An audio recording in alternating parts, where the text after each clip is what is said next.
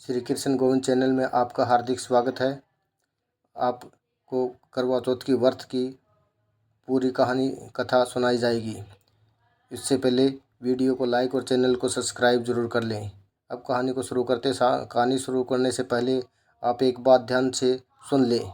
जो भी महिलाएं इस व्रत को कर रही हैं वो इस कथा को पूरी सुनना, कथा को बीच में नहीं छोड़नी चाहिए। कथा सुनने के बाद शुरू करने के बाद उसको पूरा देखना चाहिए और सुनना चाहिए, नहीं तो माँ गौरी नाराज़ हो जाती है।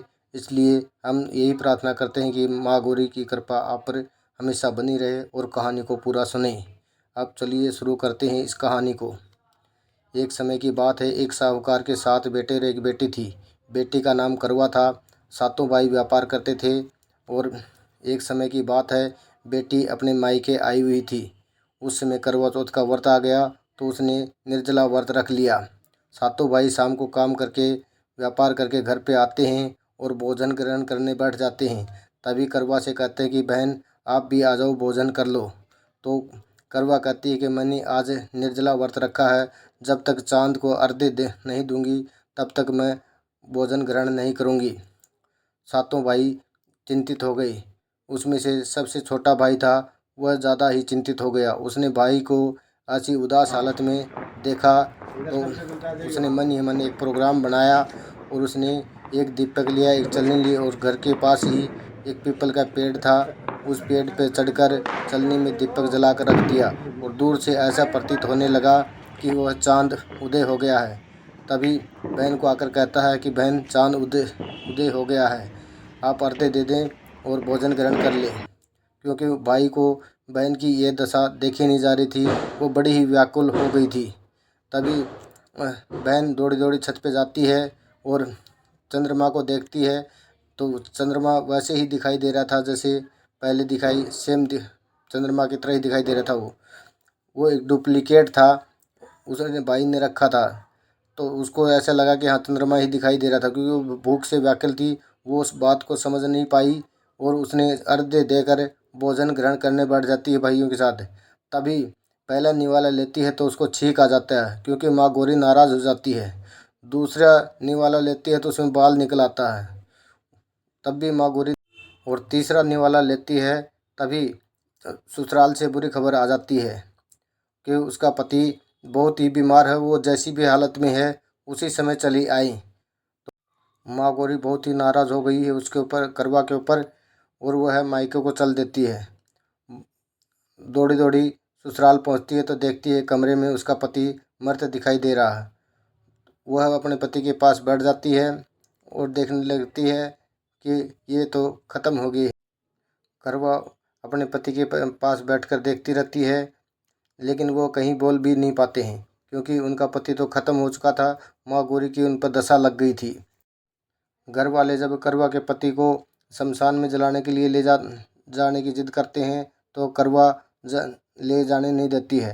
कहते हैं मैं अपने पति के साथ ही रहूँगी, मैं इसको कहीं नहीं ले जाने दूँगी। वह अपने पति के साथ ही बैठ गई और जिद करने लगी कि मैं इनको यहीं पर रखूँगी। गांव वाले काफ़ी कोशिश किया, शमशान घाट तक पहुंच गए और करवा कहने लगी कि मैं तो अपने पति के साथ ही जाऊंगी। अगर मेरे पति को भी जलाते हो तो मुझे भी इसके साथ ही जला दो, मैं इससे अलग नहीं रह सकती। तभी गांव वालों ने कहा कि इसको भी यहीं छोड़ दो और इनके पति को भी यहीं छोड़ दो।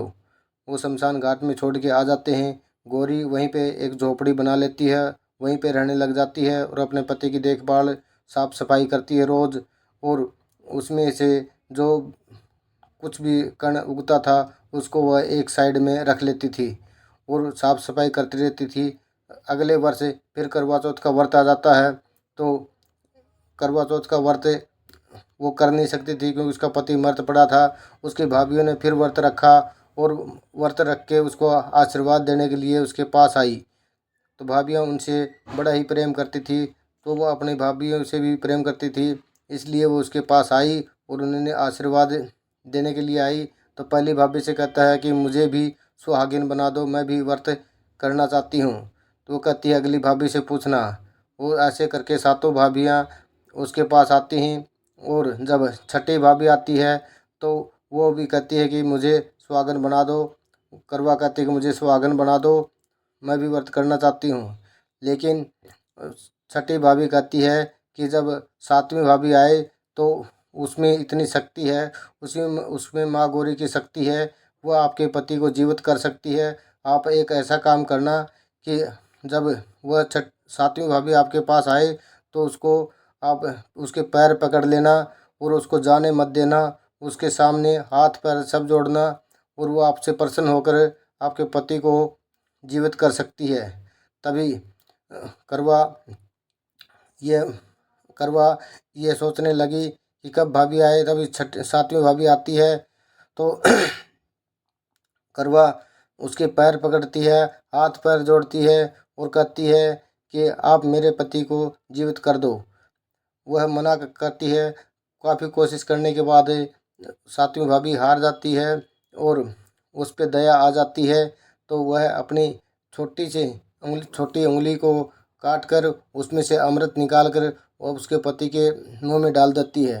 तभी उसके पति श्री जय गणेश कहते हुए उड़ जाते हैं। इस तरह से माँ गौरी करवा पर प्रसन्न हुई और उसको अमर सुहागन का वरदान दिया। और माँ गौरी जाते वक्त उस झोपड़ी को लात मार जाती है। उस झोपड़ी को लात मारते ही वह महल बन जाता है। जैसे ही महल बन जाता है वह सब चौंक जाते हैं। यह खबर गांव में पहुंच जाती है। तो गांव में जाकर किसी ने बताया कि करवा तो एक महल में रह रही है, जहाँ झोपड़ी थी वहाँ महल बन गया, उनका पति जीवित हो गया है।